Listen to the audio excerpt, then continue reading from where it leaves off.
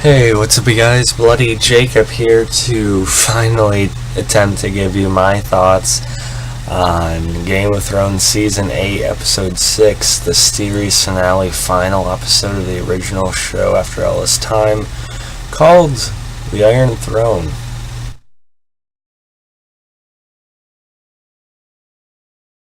And yes, here we are, bad webcam camera angles and all. To finally talk about, the final episode of Game of Thrones, which just aired this past Sunday. And, I took my time to talk about this one. Of course, there's been just loads and loads of controversy, since it aired. Since Episode 5, actually, The Bells. And I actually really liked Episode 5. And I've been one who's been pretty positive about the show. I remember some people are critical of Season 7 as well. And Season 8, I'm going to do more of a general video on Season 8 either very soon or within the next couple months once more of my thoughts settle. But overall, I want to say, I'm not saying the season is perfect. I thought the Bells episode is very good, if not great. The Clegane Bowl is, just fucking amazing. And, the rest of it's been, it's just funny. People are saying how rushed it was now. But I remember the first couple episodes, first 2-3 episodes, the first 2 episodes. How they're more set up and building and everything. People were complaining that was too slow. So you're never really going to win with the internet. So there's that perspective as well. There are many fans within fandoms these days that are pretty fickle and extremely, extremely hard to please. Which is why, it bothers me to, or at least one of the many reasons it bothers me to say that I am kind of lukewarm on this final episode myself. Now, as far as Daenerys, going mad, becoming the Mad Queen and everything like that, I think it can make sense. I think you can, or at least you can make sense out of it if you try, because there was a vision Daenerys had as far back as Season 2 that ties in pretty damn closely to all the ashes that came with the Bells and everything like that. And, she's had impulses throughout the series for sure. You could say for, certain reasons throughout, not just, for the sake of it or whatever. But, I think you can make sense out of it because you add those impulses she already has, her determination to, live out what she thinks is her destiny, and combine that with how many people she's lost. She's lost Jorah, she lost Missandei, she, and she has this fear that Jon Snow and everyone is going to be against her, and, no one's going to love her, and she won't be able to have the destiny that that's all she's lived for since birth, So it's, I don't think it's that far out there that she could snap at some point. But as far as the people saying that it was rushed, it was a little. It is 6 episodes.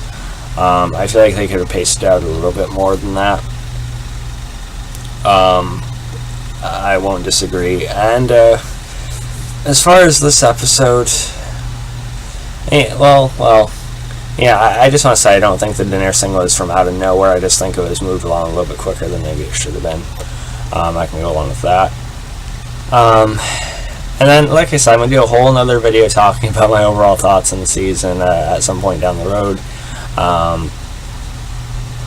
But, honestly, the thing that bothers me the most about this season is kind of how the White Walker Night King thing wrapped up.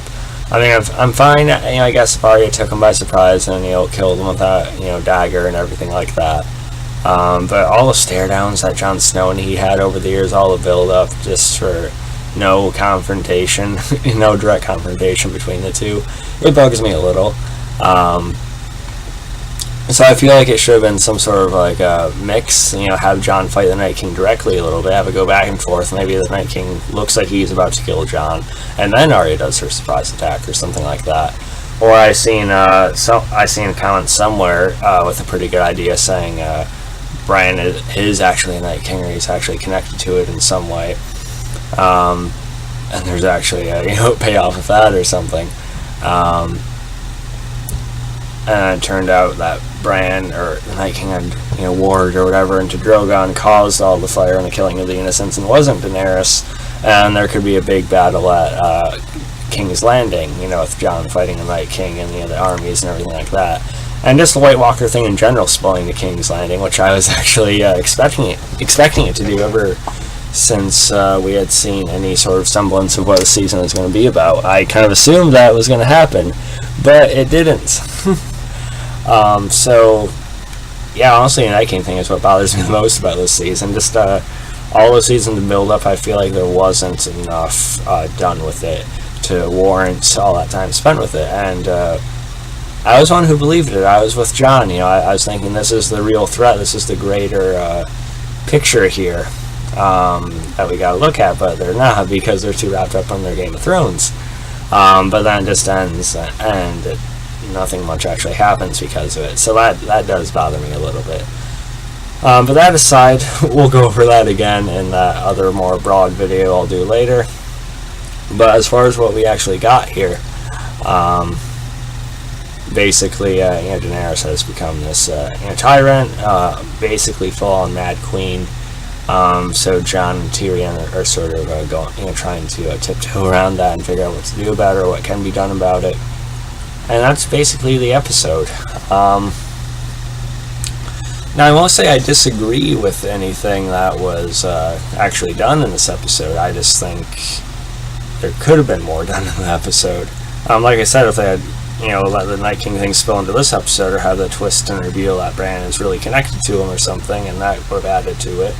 I just felt like this final episode was a little lackluster, at least with how I'm feeling about it right now.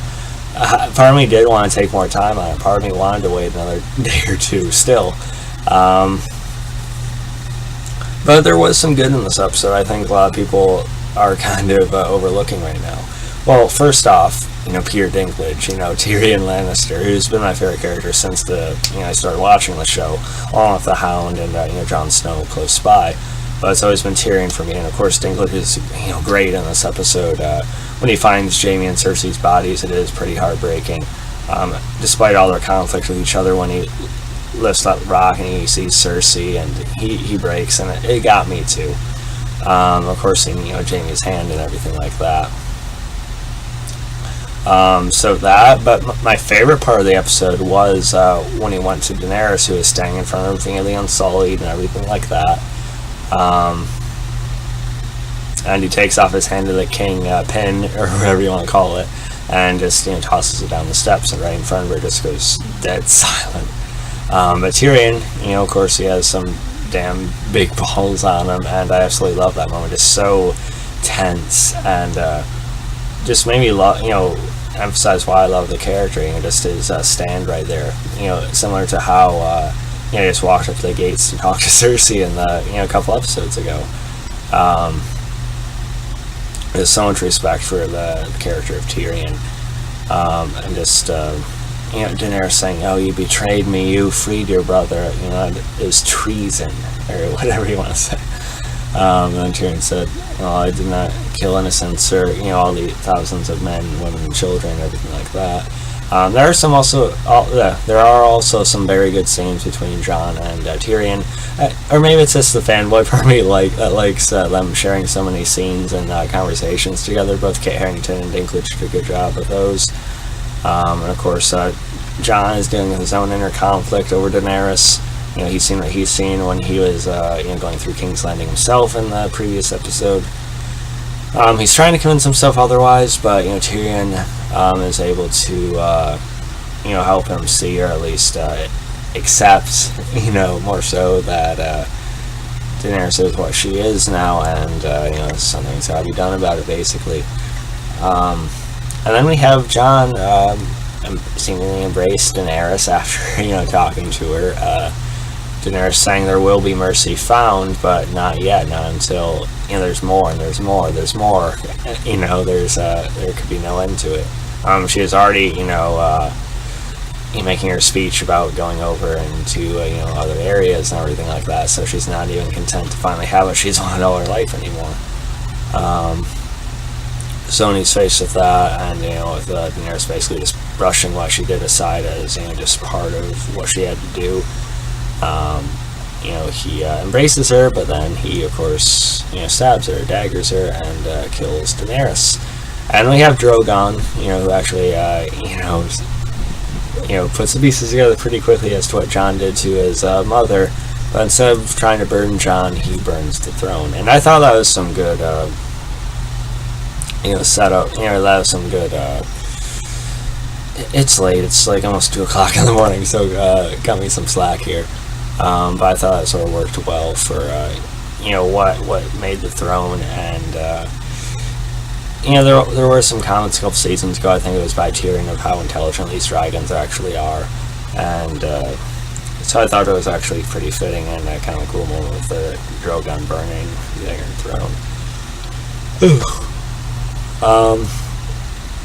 And this is another puzzling part of the episode. People have been asking why the Unsullied and Grey Worm didn't just kill Jon immediately.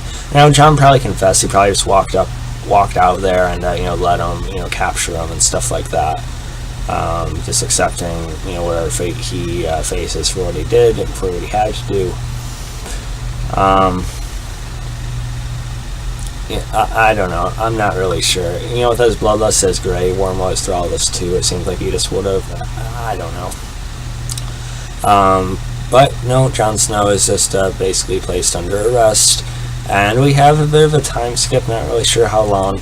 Both him and Tyrion have been held for a while, and this leads to all the major leaders or characters that are left alive, including Sansa, Arya, Bran.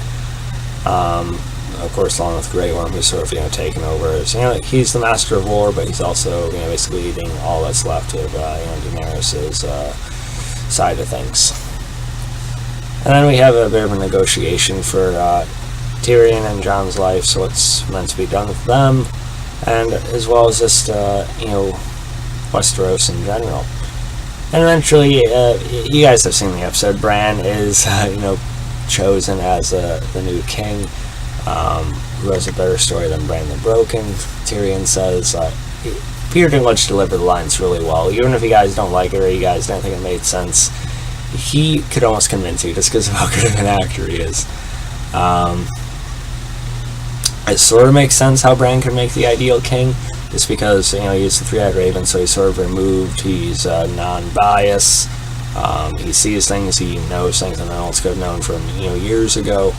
So you can see how it could be a good, impartial king kind of thing. But then maybe he'd be a bit too removed for some more human, complicated choices. I don't know. But I can see the argument for it, I guess. It is, probably one of the lesser exciting choices I know for fans that they probably went with there. But it's sort of, I don't know if I want to say it fits, but it can line up, and I can roll with it, I guess. Bran says, why do you think it came all this way? But then it kind of contradicts how seasons ago he said he has no wants, he has no interest in being a lord or anything, but I don't know. This is what we have. And again, I'm sounding pretty negative on it when I have that kind of tone, but I am more positive about this episode than the majority of people on the internet are. As far as what I'd rate the episode, I don't know.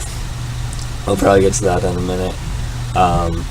Then basically Jon is exiled or banished, and he's sent to the Wall to live out the rest of his days, sort of compromised with Grey Worm. Sansa declares North as independent, so Sansa is queen. She does rule. It's separate from King's Landing and everything like that. So all these articles saying how Game of Thrones, disrespected their female characters and stuff like that, it's complete bullshit. Whether you like the direction for Daenerys or not, how could you deny the strength of Arya's story, of Sansa's story, ending the entire series as the fucking queen, just like she wanted, just as she deserves. So I thought that's actually a pretty good conclusion for Sansa there. And Jon going beyond the Wall again. He doesn't stay on the Wall, though, or a portion that's not destroyed. He sees Ghost again. He does pet Ghost, so people can, stop talking about that. It was a sweet moment, though, for sure. Sees Tormund and everything. And I think it's not really a bad ending for Jon. It's bittersweet, sure, because of what happened to Daenerys, but, like he kept saying throughout the show, and this season especially, he has no interest in the throne. He never has. So I don't think he'd even want to live around there either. And he's not staying on the wall. The gate closes behind him. He's basically going to live with the free folk, the wildlings. Maybe be king beyond the wall, sort of like Mance Rayder and everything. I think that's perfect. It's out in the open, him sort of, looking after those types of people, being more free and open to who he is and stuff like that, just not having to worry about all these titles being bestowed upon him. I think it's actually pretty good. And, what's beyond the wall now? There could be other creatures, and the kind of world Game of Thrones is, there's always going to be lawless pricks, so I'm sure I'll have to deal with other shitty people too eventually. So I think it's a pretty good ending for him. Maybe he'll visit that cave again, for Ygritte, right? So I'm actually fine with it, as far as Jon specific goes. Arya sails what's west of Westeros. People are saying America. No, it's not going to be America. It bugs me when people say the Game of Thrones is just like a way in the past medieval version of our world. No, it's a fantasy world. It's not even connected to where we're at now. It's completely its own thing. 1,000 years or whatever it could be, nothing to even know because it's its own universe. Okay. People wanted an Arya spinoff, and they set it up pretty obviously, but HBO executive has denied that that's happening, so it is what it is. I still loved how things ended with her and the Hound. It was just so touching in the last episode, in the Bells anyway. It was sad though when Drogon was nudging Daenerys' body. That almost got me a bit. Then Tyrion, he becomes hand to the king of Bran, and we see him going back to that table. Kind of has an eeriness to it because of all the scenes with Tywin there in the earlier seasons. He straightens the chairs. Then he talks to Brienne, who actually finishes Jaime's nights, in the pages of the book, which I think is pretty good. Bronn, he got his castle, so there's that. And really, I'm sure Bran will be used for the big decisions, but it seems like Tyrion is actually kind of the ruler now in a way, sort of like as Tywin was. Yeah, Joffrey is technically the king, but everyone knew who the true strength was. And Tyrion at least is the true, he handles the ins and outs of things anyway, and Bran will probably be brought in for big picture stuff and things like that perhaps. So I think that works pretty well actually. So good ending for Tyrion, last Lannister alive and everything. So I didn't mind that.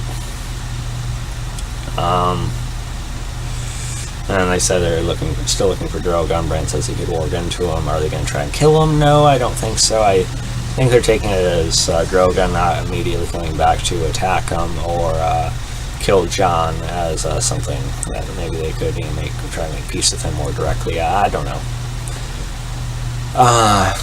But yeah, that's basically it. So yeah, series finale of Game of Thrones, the final episode. If I had to rate it, I'm still not sure. I'm still gathering my thoughts on it. I don't know, 8.9, 9.2. It's not exactly the final episode I wanted either. Like I said, I wish the Night King thing would have been, sort of gotten that bigger focus like we all thought it was going to have.